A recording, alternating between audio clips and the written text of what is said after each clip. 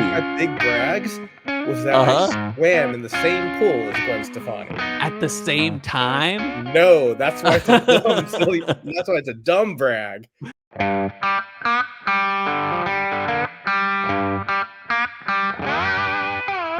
Welcome once again to Chill Filter, the podcast where we drink whiskey so you don't have to, but you probably should, and you probably are, and that's why we like you. This week is another special week, a test episode week for the future new co-host.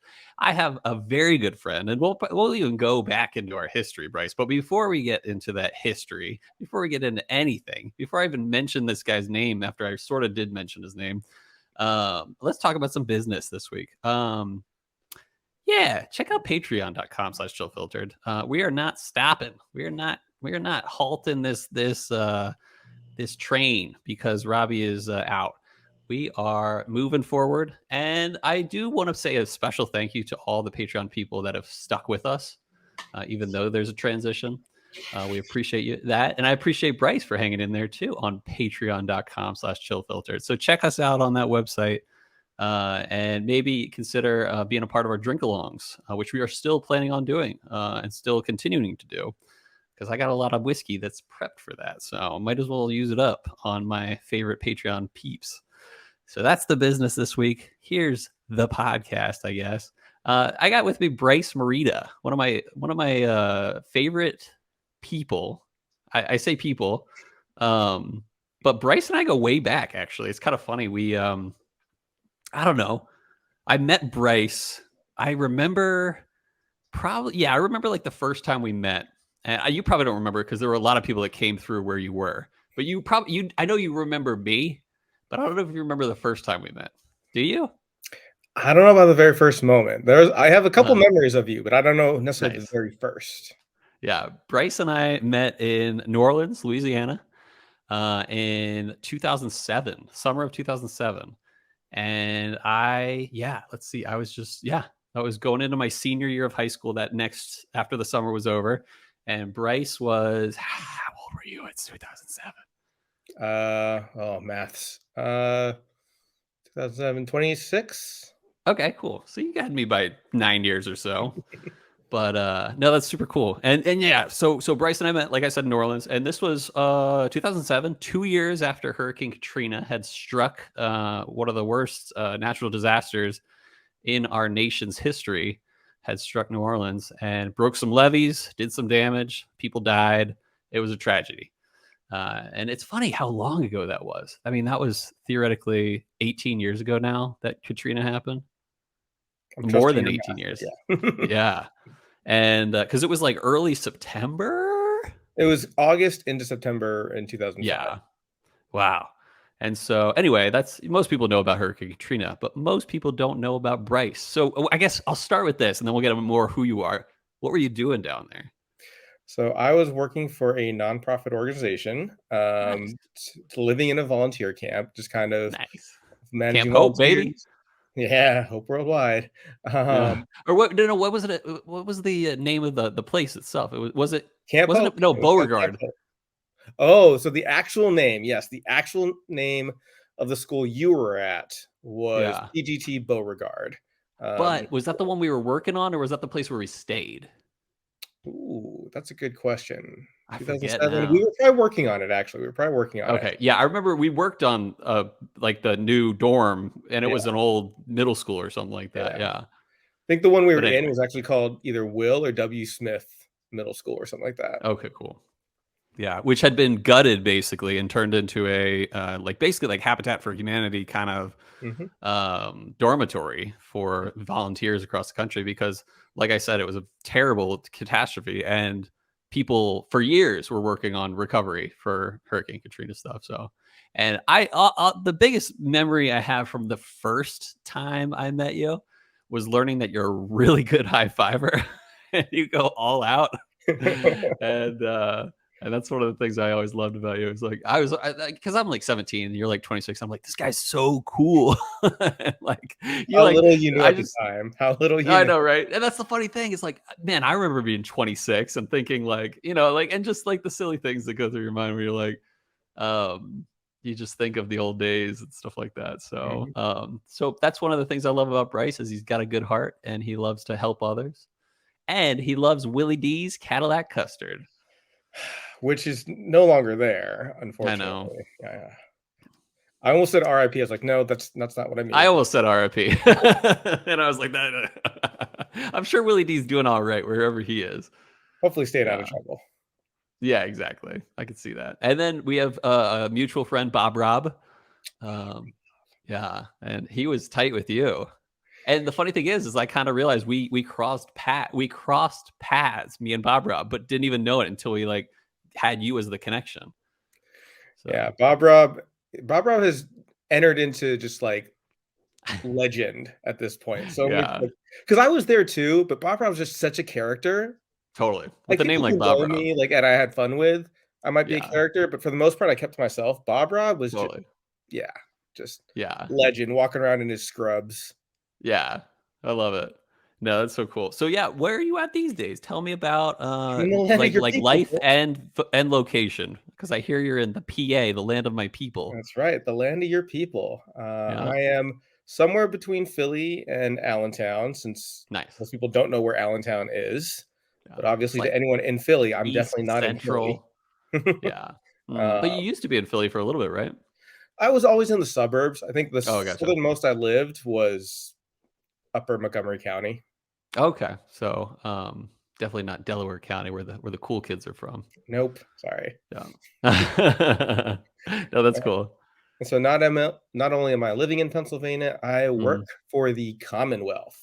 nice. Uh, Not the state, that's everyone. right. For The anyone else, it's Commonwealth. state, but we're one of those states that Yeah, gets the Virginia's Commonwealth. one of them too. Yeah, Kentucky's one of them too. So, that's right. Do you know anyone else? I think that might be I like the feel like big. there's another one, but I'm not There sure. But might I be definitely know those three.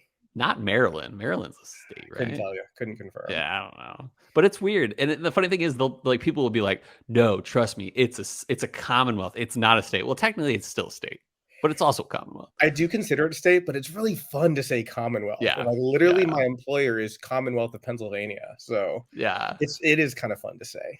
that is funny. Yeah, you get it on your like on your bank statement when you look up your direct deposits and it's like Yeah. Commonwealth of Pennsylvania or Like, I something have like a that. It's pretty cool. boring job, it's just admin, but it's just like, Uh-huh. I work for the Commonwealth, and that's enough. Yeah, that's funny. So you grew up in San Diego? Or I was in San Diego for a long time, but I grew up okay. just north in Orange County, like, basically just Okay, cool.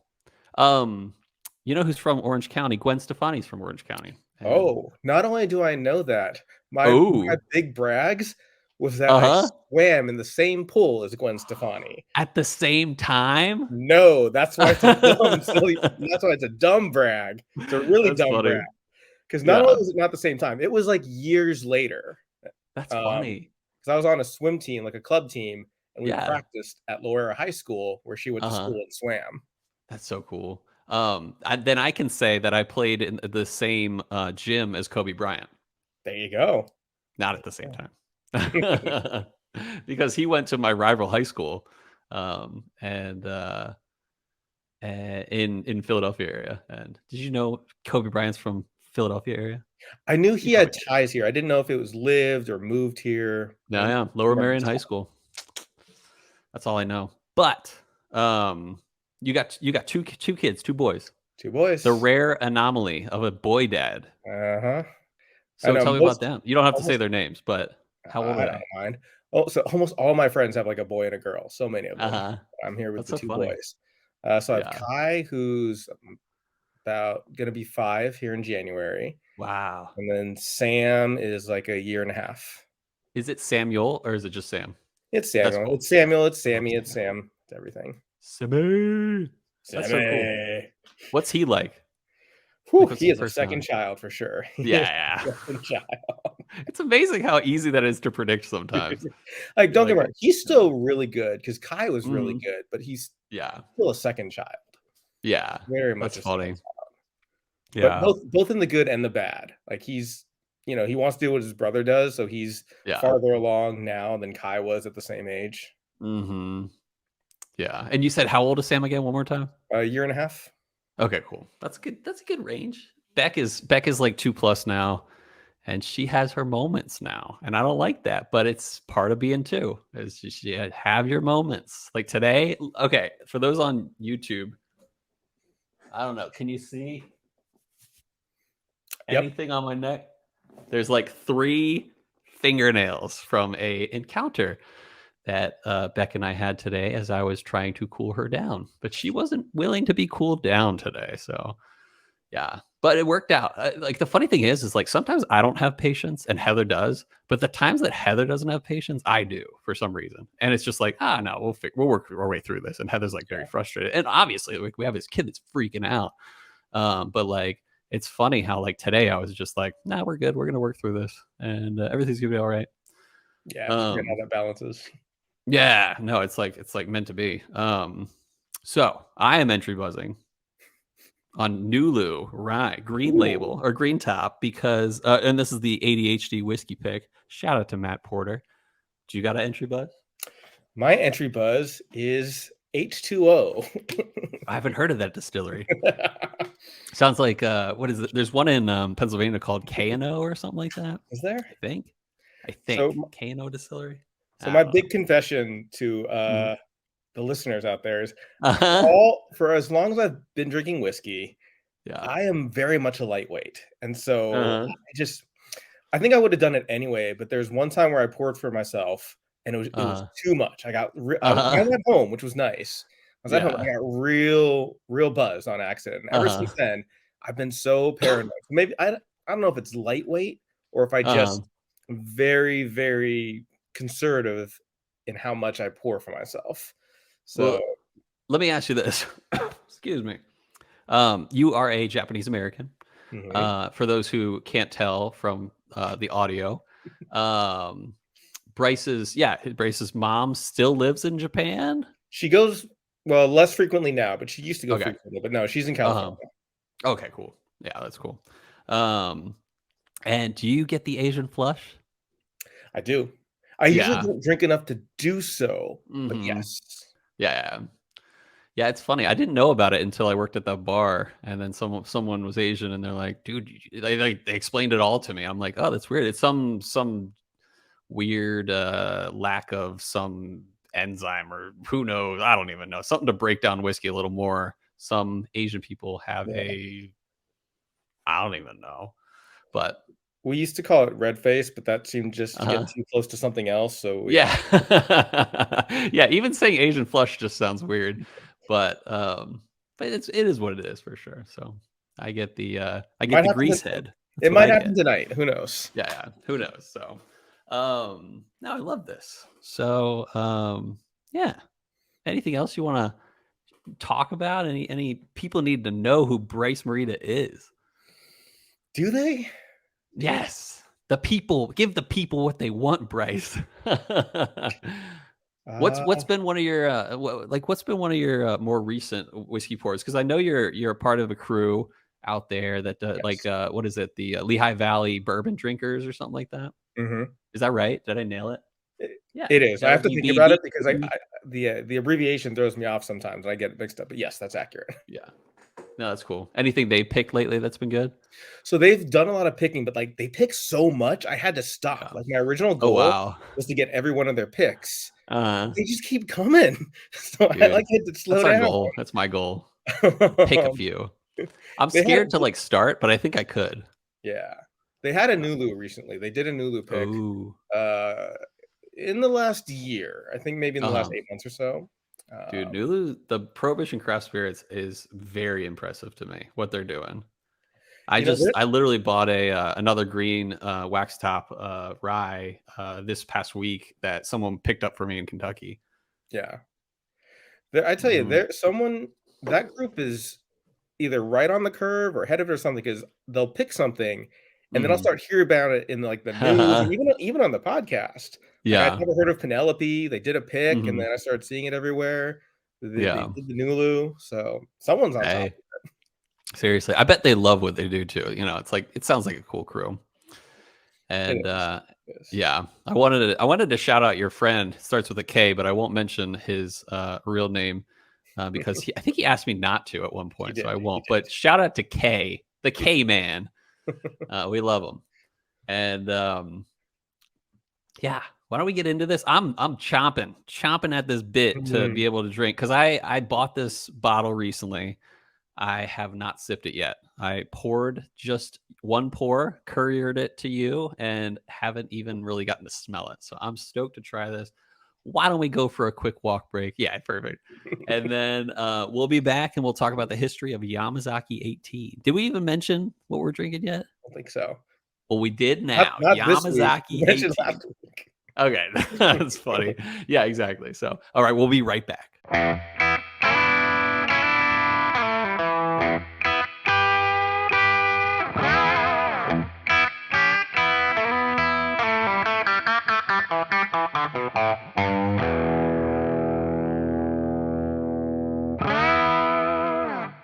Hey, Bryce.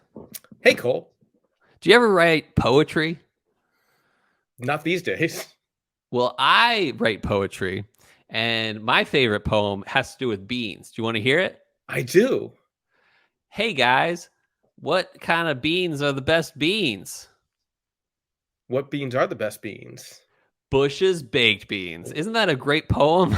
That is a great poem for a great product. Yeah, I'd agree so. And so check out bushesbakedbeans.com/chillfiltered, and you'll find more poems on their website. But while you're there, pick up a bean or two in the form of canned beans. That's right, Bush's Baked Beans. They're the beaniest. They're the beaniest.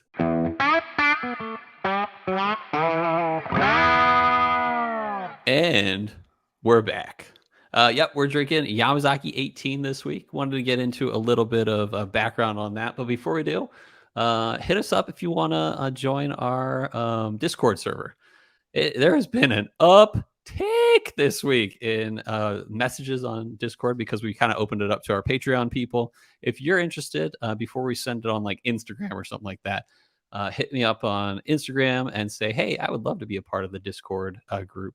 And there's just some good conversation and stuff like that. A lot of whiskey talk, which I dig. So that's the notes for this week. And then let's talk about this. This is our second Yamazaki episode on the podcast. I believe I actually didn't get this down, but we have done Yamazaki 12, and I believe that was in the first 50 episodes. And I'm about to find that out really quick while we're doing this.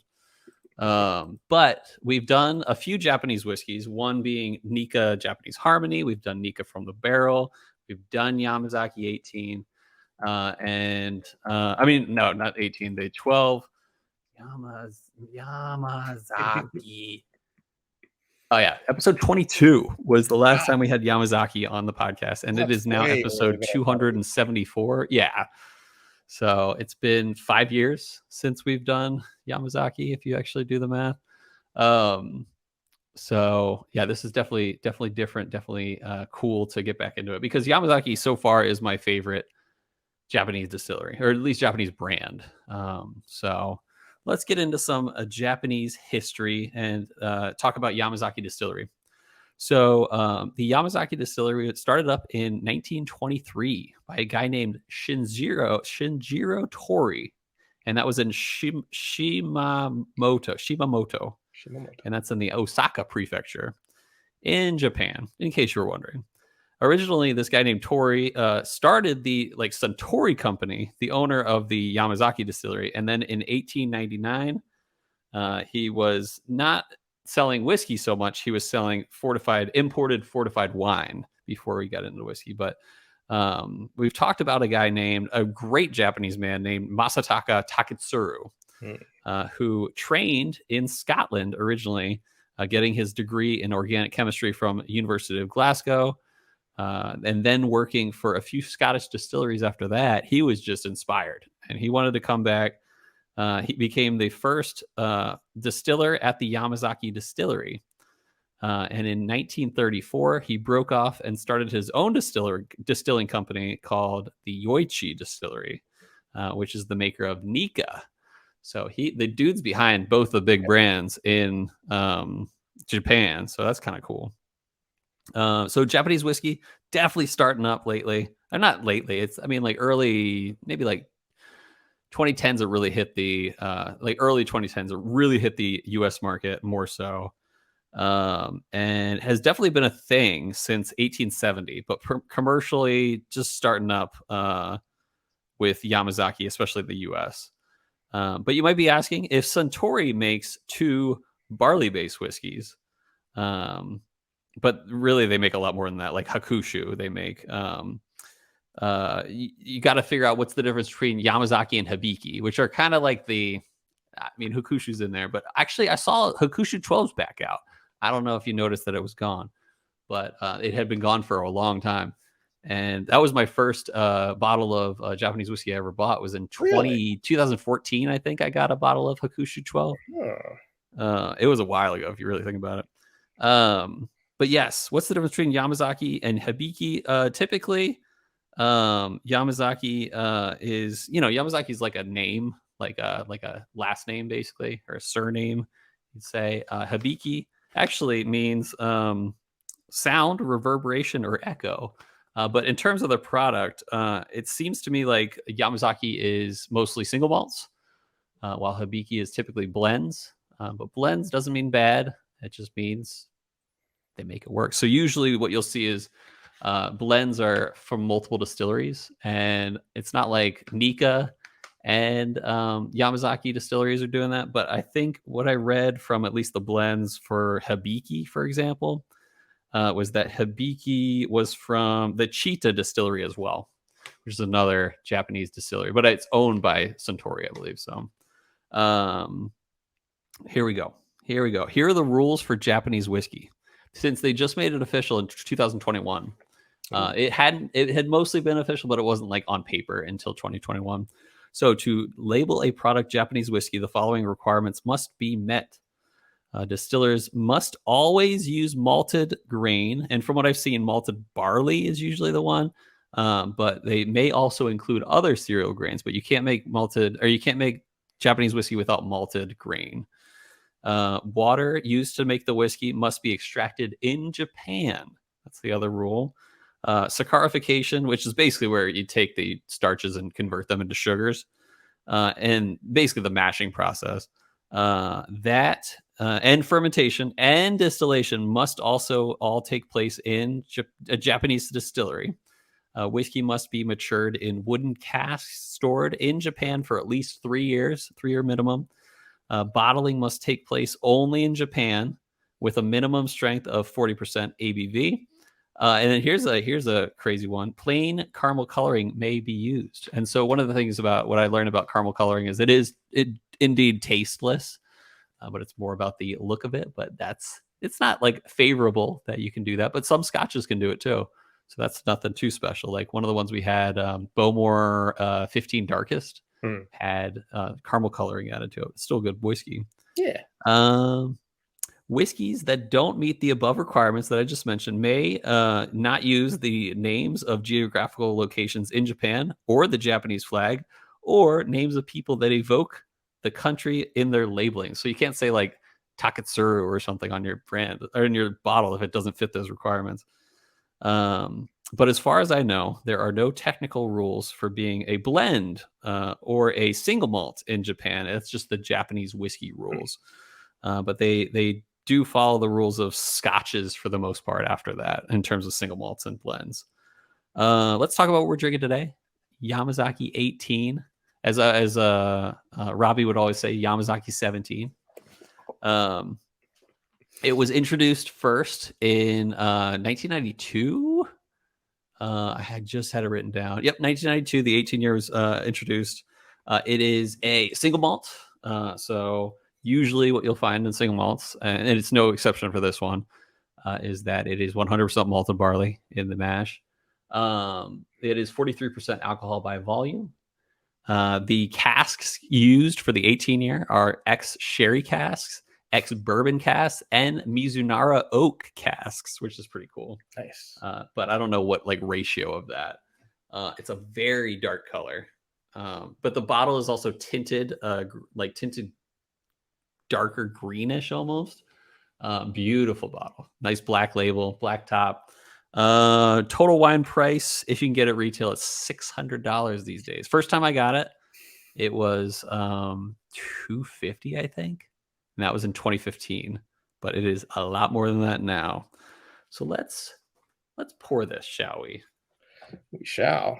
And another mention, it's no cork pop today because even one of the classiest whiskeys I've ever had in my life is a screw top whiskey. So, oh, that nose, just getting it right off the pour. Do you have the wooden box for the bottle, or do you just have the bottle? I have the cardboard box for the bottle. Ooh, I got to show you the wooden box at some point. Ooh, that's so cool. I meant to have it ready, but it's still over there. I mean, is yours a black label bottle? Because there's another 18-year that's not a black label, and I think it's worth more, and I think it's more valuable. I'm gonna say it's not, but I can. Okay. I'll look later. It might be the 18-year sherry finish, which won like Jim Murray's like World Whiskey of the Year in like 2014 or 15. Yeah. How do I know this? Don't ask. I don't even know. So I'm gonna give it. Okay. Here's my thoughts so far. One person told me one time that Yamazaki 12 is like hard cider extra hard. This is like hard cider extra hard with like extra fruitiness. I always love the nose on Yamazaki 18. It is like one thing I would say about Yamazaki 12 is that it is a little more tart, if that makes any sense. It's not tart in like an appley way, but it's tart compared to the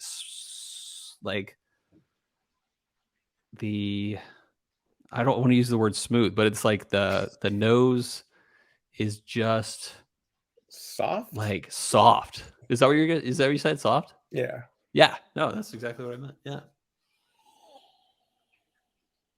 I could smell this all day.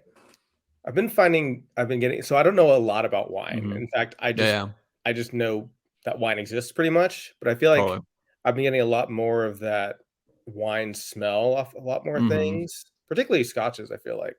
Yeah. No, for sure. And this definitely reminds me of like definitely a Highland Scotch. There's no peatiness to this single malt here. But it is raisins, big note, but not in like a Glendronach kind of way. It's definitely more bright and fruity than a raisiny, dark sherry finished Scotch or something like that. Maybe that's what I'm getting. So I was about to say grape, but not just like a regular grape. Like there's something else, like a white grape. Yeah, that's what I'm getting. Actually, that's a really good note because I do get like white grapes, like the ones you get at the grocery store. Mm-hmm. Or like Concord's white grape juice or whatever. Yeah, I'm gonna go for a sip. Mm-hmm. Gonna savor for one more moment. Mm-hmm.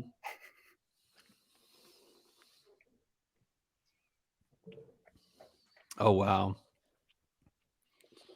So up front, it is so fruity. Like I said, grapes, pears, raisins, apples. It is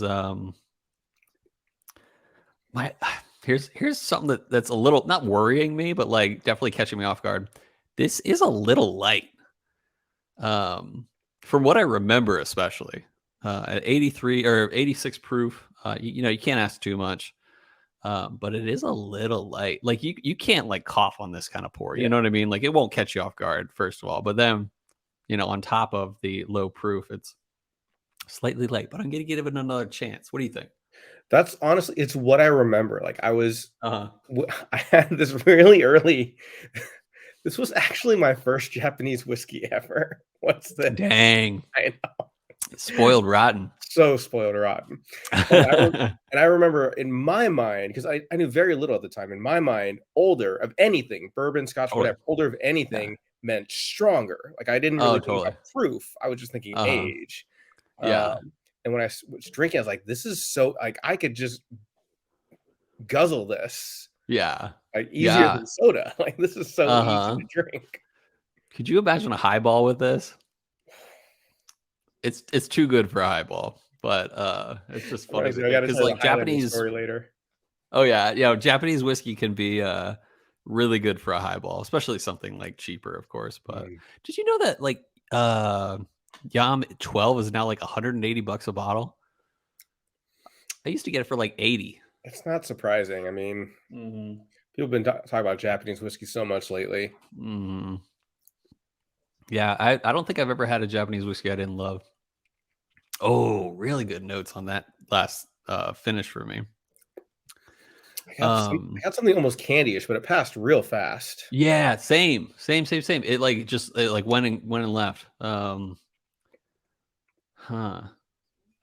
I gotta pour a little more because I want to make this water pour a little better. It's not a super sweet one. It's still yeah. I don't know what a mild candy would be, but like a fruity candy. Yeah, more in that direction. Because when I think candy with whiskey, I always think like toffee or butterscotch or something like that. That's obviously not this. Yeah. I'm gonna drop. Still got my first bottle of Kentucky limestone water, which is of course what they mean for you to do in Japan, is to use that. But I'll give it the old spin J. Bottled water. Yeah, that'll work. That's what I did until I was gifted this bottle. So, ooh, opened it up quite a bit. It is definitely brighter. The nose is great. The nose is like what I want in a good any sort of single malt type whiskey. It is yeah, just really, really light, bright fruitiness, apples, pears, less raisins on this one. Yeah, for sure. But still really great. I'm never super sure what this note means, but it feels floral. Like So this is a floral I can get behind because some floral, like Macallan I would define as like a very floral forward scotch, especially like their like classic cut and stuff like that. But like this is a floral that is almost like orange blossom floral as opposed to like rose floral, if that makes any sense. Like, do you know what I mean? Do you know what like orange blossom smells like? Yeah, you grew up in California. Yeah, I didn't know. I mean, I really didn't experience orange blossoms until I moved to Arizona, at least, because they have plenty of those out there. And you're from Orange County. I am, but I feel like that's more for the actual oranges than anything else. Yeah, but this is delish. I just took a sip. I don't know if I like it more. I got to try it again.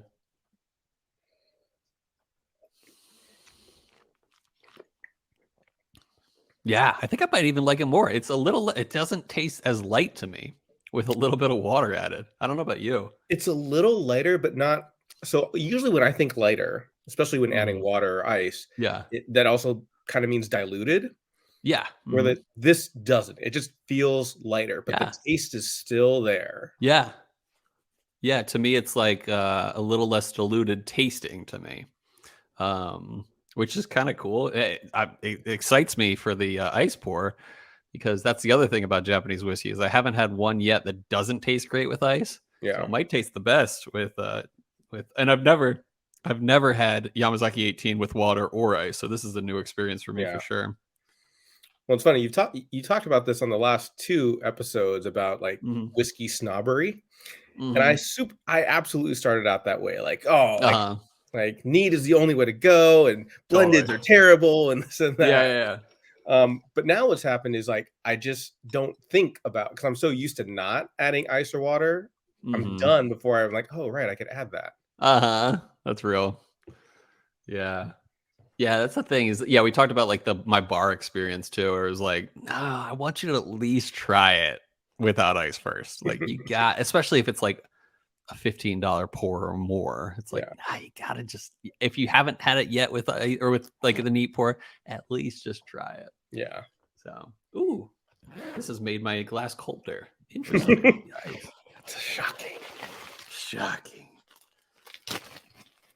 Still a great nose.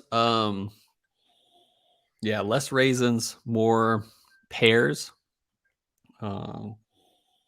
but it's a little light on the nose compared to the water and ice or neat pour for me. I lost a lot of nose going to the ice. Like the alcohol stands out a lot more now over. That makes sense. Yeah, I agree. Yeah. Significant difference. So, I think that's just as good as the water so far. And I think the water beats the neat. The neat just tasted too diluted to me.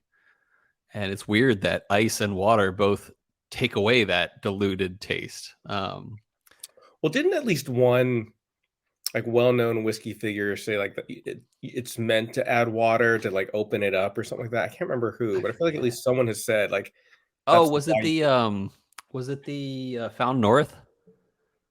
No, it wasn't even like recent, but just like when I started drinking whiskey, it was like someone well known, like some distiller or someone said like that, like you want to add water to like open it up, and that's how you like see the complexity. Yeah. No, yeah, I've definitely seen that. I couldn't put a name on it, but I've definitely seen even like well-known, well-respected people in the whiskey world are like, no, you know who it might have been? I saw this recently. I think it was Booker No. Was said like, hey, how I drink it is with a big cube of ice or something like. It was like some big deal person at like Jim Beam or something like that is like, no, that's how I drink it. And you're like, what, you? And so good for them. Yeah, that's a good thought. So this is not a negative for me at all, but I feel like it would be for some people. Yeah, adding the ice makes it seem less like a whiskey. Like it's still alcohol. I don't know enough about the different alcohols to say what it seems like now, but it seems a little bit less like whiskey once you add ice. Like it's still it's great to drink. Like it's great to sip on. Yeah, I do think that Yam 12 with ice beats this with ice in terms of the value. I mean, almost anything beats the value when it's a $600 bottle. But yeah, this I think I would, if like I'm not gonna mow the lawn and then pour some ice into this and then drink it after I do that. It's gonna be the 12 year that I do that with if I'm gonna do it with anything. But you know what? I thought I would like I'm thinking of a rating as we go, but I thought I would come into this being like 9.6 or something like that. But I can tell you it's not going to be that high this time. I enjoy it. I think it's amazing. Something is just holding me back from giving it like too high a score though. And I think it's just because of the dilutedness. It doesn't taste full bodied. Like I remember it tasting like in 2015 when I got the bottle. But I still like it. So I don't know. Any last thoughts before we start giving it a rating? It's almost like citrusy now, like it almost like juice. And again, I know that like sounds bad, but I do mean it in a good way. No, absolutely. Like it is a shame that it's so expensive because this is really great with ice. Like this is such a good iced pour. Yeah. If this was, I don't know, let's just say $100, $150, I'd have this all the time. Oh, absolutely. I'm with you there. Ice all the time. Yeah. No, and that's the funny thing is that like the price is a little bit in my way here. Like if this were, I don't even know, if this were $80, it'd be a whole different story in my mind. But like still, I still think it's a little light from what I remember. It's still good. Yeah. But I think I'm gonna give it a score of just a flat 9.0 on this one. I think it is on. I think it's like Hub It a What in a way that's like, this is one of the most fruity, bright whiskeys you will ever try in your life. But my biggest gripe is that I wish it just had a little bit more full bodiedness and not as diluted tasting. Yeah. So I don't know. What do you think?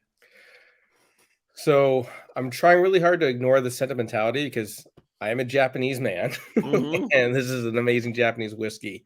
Totally. But I do agree there's an element of like, this is good. This is, I dare say, great. Yeah. I would also agree it's not knock your socks off with how great it is. Yeah. Like, this is not, like, I'm excited to have this because I haven't had it in so long. It's so hard to get. But it's a different feeling than when I had, say, Ode to Isla. Yeah, for sure. Like, it's a very different feel. Like, it's still really, really good, and I think I will still put it higher up than you because I'm honestly not thinking about the cost. Yeah. At least I'm trying not to because I Yeah. guess right now I'm trying to just judge it on what it is. Mhm. Um, I was trying not to go too decimal pointy, but I think I'm gonna go Do it. 9.15 I love it. That's because good. it's first of all, I don't think it can be hub to what for me because I've had it before, so there's not really any Mhm. surprises. Yeah. But it is really good, and I would drink this all the time if I could afford Oh, it. yeah. That's the other thing. It's like, it's true. Like, this is I could not find anyone who can enjoy a whiskey that wouldn't enjoy this whiskey. I don't think so. Like, that's the thing. It is so agreeable. It's unreal how agreeable it is. But I'm looking for something with a little more full bodiedness, I guess, is my Yeah. big thing. Yeah, especially for the price. I think, yeah, especially But for it'll the be price, like, this is such a good maybe not quite entry whiskey, but, like, an early whiskey. yeah. And a But, like spoiler whiskey. We were talking about you. Like, you're spoiled rotten with this as your first Japanese whiskey, but it truly is it is a treat. You know what I mean? Like, it's like you don't want to you don't want to like you tell someone, "Hey, have you ever heard of you like Japanese whiskey? Check this out." You show it to them on your shop. You give them a little pour, and that means so much. I would love to be able to pour this for anyone that liked whiskey or is considering whiskey coming to my house, Yeah. but I wouldn't because it's so stinking Yeah. expensive. Yeah. I'd be pretty picky about who I gave it to. Yeah. Yeah, it's one of those things that I wish I could even for your sake as a Japanese American man, I wish I could give you half this bottle, be like, here, enjoy this with your guests. But it's just it's $600, man. It's that's one of those things. If it were $80, I would literally send you half the bottle and just be like, hey, I know you love this. I know you can really appreciate this. And in a way, show people your heritage, but also just show people a really good whiskey. But Although yeah, if it was $600. $80, I would send my mom to Japan with just a suitcase just for this. Yeah. Just for You'd pay for her flight. She wouldn't because she was a flight attendant, right? she was. So she flies pretty cheap. Pretty cheap. Nice. So Is she retired though? yeah. That's sweet. Good for her. Was she on Mhm. a Japanese airline or something? No, she was United. She was Pan Am Nice. and then United. She flew to Japan, like, that was her route, was LA to I Japan. gotcha. Okay. Did she? I'm sure she spoke both languages pretty Oh, well. I mean, she was born there, so she's never Yeah. lost her Japanese. I learned a Japanese word somewhat recently, and it was kabuto. And the guy that taught me really emphasized the vowels of it. And apparently it means helmet. I might be wrong. Oh, yeah. I completely blanked on that. Yes, that's a piece of samurai Yeah. armor with the Oh, that's kind of even cooler then. yeah. Nice. So, now that we've covered the ratings, I think it might be time to move over to the next segment of the show that we like to call Whiskey World News. Woo. And now is the time on the podcast where we read an article that we didn't write, we're just reading it. And I decided to go with an old podcast favorite, author, Nice. writer, Nino Nino Kilgore. Marchetti. Marchetti Nino Kilgore. I of love it. the Whiskey Wash. And Nice. this was literally yesterday, September Oh, nice. 25th. Teeling becomes official Irish whiskey of Notre Dame fans. And Oh, I'll see if I can do Robbie's whole, passing over info that isn't quite as important, but here we go. nice. Teeling Whiskey recently announced a partnership with Notre Dame as the official Irish whiskey partner of Notre Dame fans in the U.S. This long-term partnership kicks off on the heels of Teeling's sponsorship of the Notre Dame versus Navy football game that Nice. occurred over the summer. Partnering with a storied institution like Notre Dame with such a passionate fan base tied to our shared Irish roots is an honor for Teeling. With our shared dedication to quality of the highest order and the unwavering spirit of the Fighting Irish, we look forward to what's in store, said Stephen Teeling, co-founder and sales marketing director, Teeling Whiskey Company, in a prepared statement. Teeling is thrilled to be sharing our award-winning whiskeys with Notre Dame fans and alumni and to be aligning with a world-class athletic program that shares our commitment to excellence. Nice. I think that is a great idea for an Irish whiskey band. It's like I to be honest, I'm surprised it took this long for an Irish brand to be like, hey, let's hook up with, of course, the most Irish school of the U.S. basically, where their mascot is the Fighting Irish, like it's or like whatever their I don't know if you call it a mascot, But but yeah, it's Fighting Irish, yeah. yeah, and I think this is the beginning of something, to be honest. Like, could you imagine like a Japanese brand or something like that being like, we are the official whiskey of UCLA or something like that? I don't know. Like, um, it's funny to me. I think that's a great idea. But here's the thing: the risk is saying like, are you supporting like college pre-age or pre adult, or what do you call it, like Underage drinking before you're 21, basically? Yeah, So underage. That's right. I was thinking about that when I saw the article because I feel like that's Mhm. probably why it took this long. But I Yeah, also noticed they specifically said Notre Dame fans, fans, exactly. Yeah. which obviously Mhm. I'm sure there are some fans that are underage, but like the Yeah, majority of fans are going to be older. yeah, Out yeah, of especially college. for somewhere like Notre Dame. Yeah, so I think they played that about as well as that because even like so Totally. in the article, fans is capitalized. Nice. Not Notre Dame students. Yeah, because you Fan. think about it, it's like most people graduate at 22, so there's only like really like a year or so that Yeah. most college students are legally able to drink. So I think that's kind of funny. But I think I honestly like, yeah, you look at like Nebraska, for example, and it's like, yeah, they probably could have a corn whiskey that could be Local the or official, like Platte Valley or something, like the official corn whiskey of the Husker fans yeah. or something like that. I'm trying to think of other schools that would have like a really good opportunity, like the UK, like University of Kentucky. It's like obviously, or like Louisville or something like that. It's just like obviously you can go bourbon there. Oh, they'd be fighting for Um, that one. They'd be fighting for yeah, that one.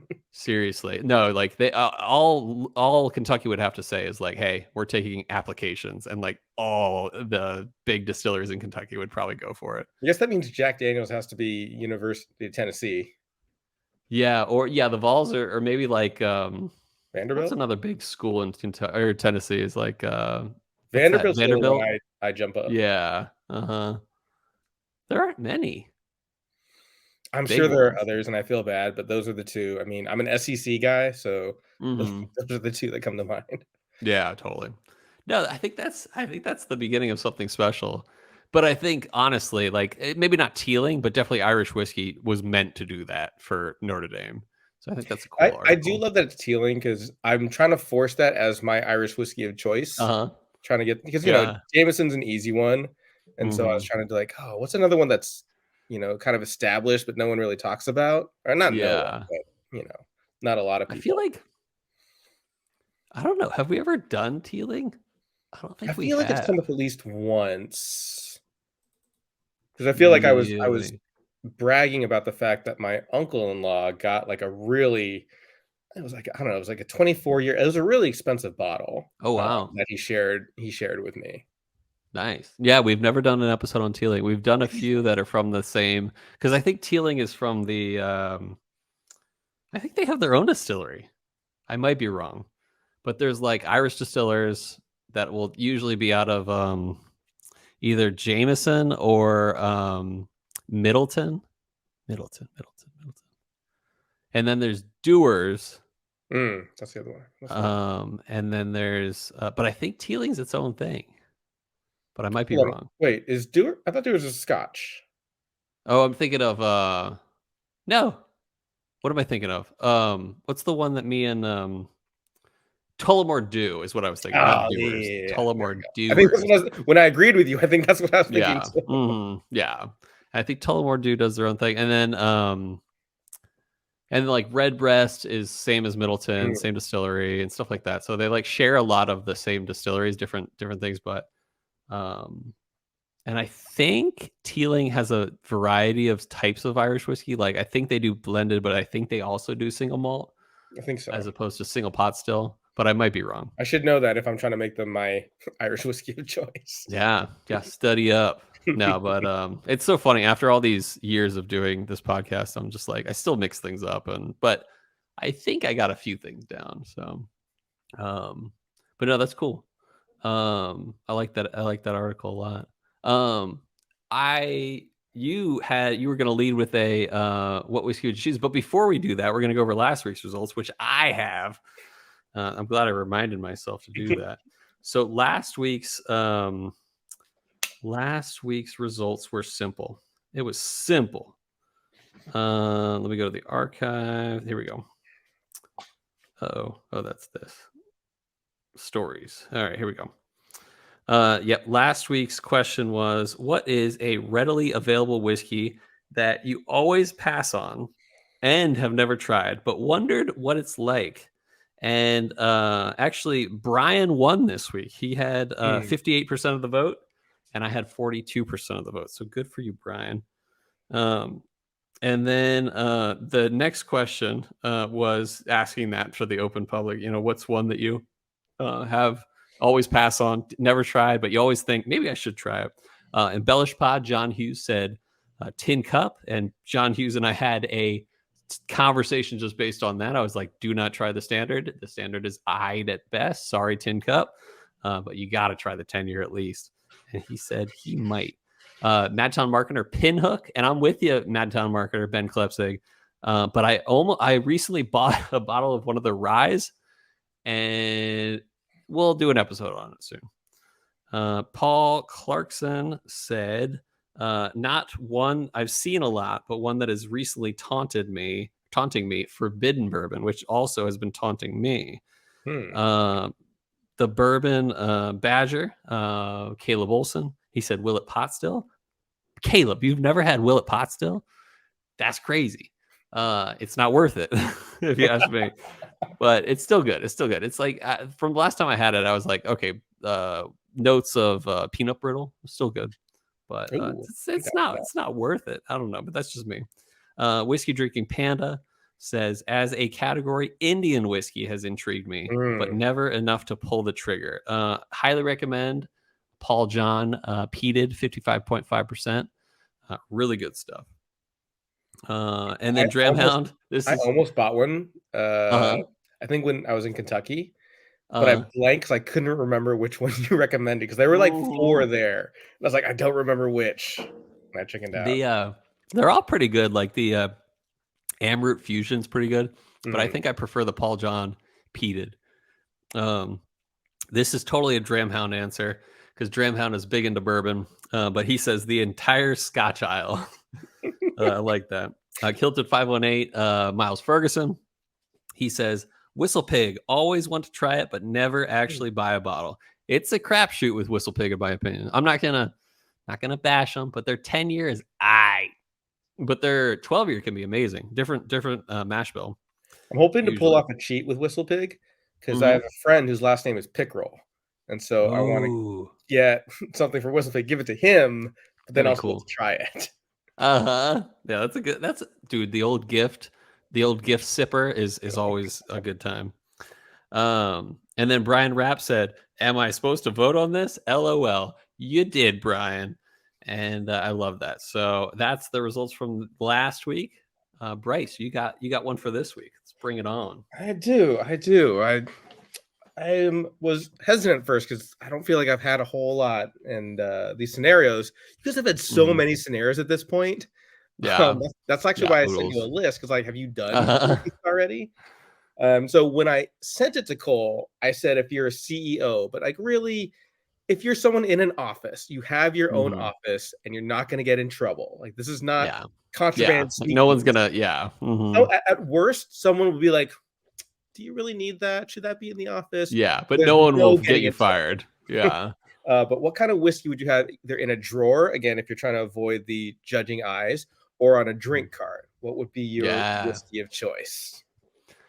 I think this is good. I guess I'll go and I'll think about it as I go because I don't have an answer yet, but I want something classy enough to be like, yo, I'm rich. But like something that's like not I'm not going to put like Pappy 15 in there because it's like I want to be sharing that. It's not like that's the thing about, in my opinion, a drawer whiskey is not to be drank alone.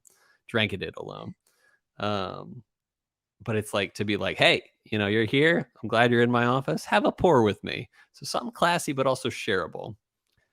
I would go like E.H. Taylor single barrel or small batch or something like that. So I'll pick one. I'll say E.H. Taylor small batch. I feel like it's classy enough, but also shareable enough. So that's my answer. I think for me, it's similar reasoning, but different conclusion. Where I want something I feel okay with sharing. So Yamazaki 18, not going to be on the Totally. list, even though like it's great. Yeah. And for whatever reason, like this is a silly reason, but I kind of wanted just like the classic like Scotch bottle. Totally. Regardless, it was going to be Scotch because I've discovered I've been liking the Scotch style Japanese whiskey style stuff lately. And so there's a lot of different ones, and I haven't even tried this yet, which might affect the answer. But Glenfiddich was the first Scotch I ever tried, and I've actually been able to go to their distillery, which is great. You have been? I have. That's so cool. It was amazing. Nice. What was this? 2018. Nice. So we were literally in Scotland and trying to finish off like the finishing touches on purchasing a house. Like we got home, and the next day we signed the papers. Oh, for in near Allentown. Yeah. Oh, that's great. That's similar stuff happened to me. I was in well, not exactly. We basically we bought the house, signed the papers, and then went on vacation, and then came back basically and just moved right in. Which nice. is There's issues with our flight, so there was a chance we weren't going to get back in time for signing. So like, my wife was like doing all these calls and stuff, but we made it happen. But that's so good. I think Glenfiddich 18 would be my answer. I like that. No, that's a good age too, and that's like just because like for an 18-year whiskey, it's not insanely high priced for Glenfiddich, but it's also classy enough to be like, and it's a single malt, so it's like, this is good option. Yeah, I like that. Next week, it's actually still in the air. We are having another guest episode, a test episode, and I won't mention with who yet. But this co-host potential guy, he is deciding between a few, and so keep an eye out. We'll have that out next Monday. But it'll be something special. I tried for all four of you. I tried something like I didn't want something lame. Like I didn't want to be like I don't know,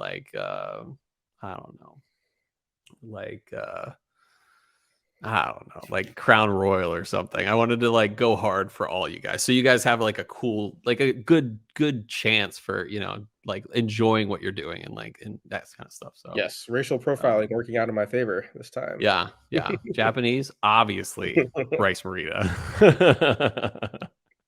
So, any last words, Bryce? I almost called you Brian. Bryce, before we kind of call it a Hope's time. No, this was great. It was good catching up. Good having some going back to the Yamazaki.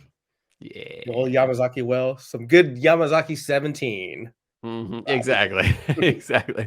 Yeah, I talked to Robbie, and he's like, I want to put together a like a thumbnail for the YouTube. He wants to like practice his thumbnail stuff so he can be the official thumbnailer of Chill Filtered. But he the first thumbnail he sent me was basically like a picture of you and me, and then it says Yamazaki 17 crossed out and then 18. So that'd be funny. So, but anyway, I hope that Robbie can nail that thumbnail, and if not, we'll take care of it either way. But what do you hope, Bryce? I hope that if this is anyone's first episode of Chill Filter, that they give the other episodes a chance as well. I hope Bryce has confidence in himself, but most of all, listeners, I hope that our love of whiskey lifted your spirits.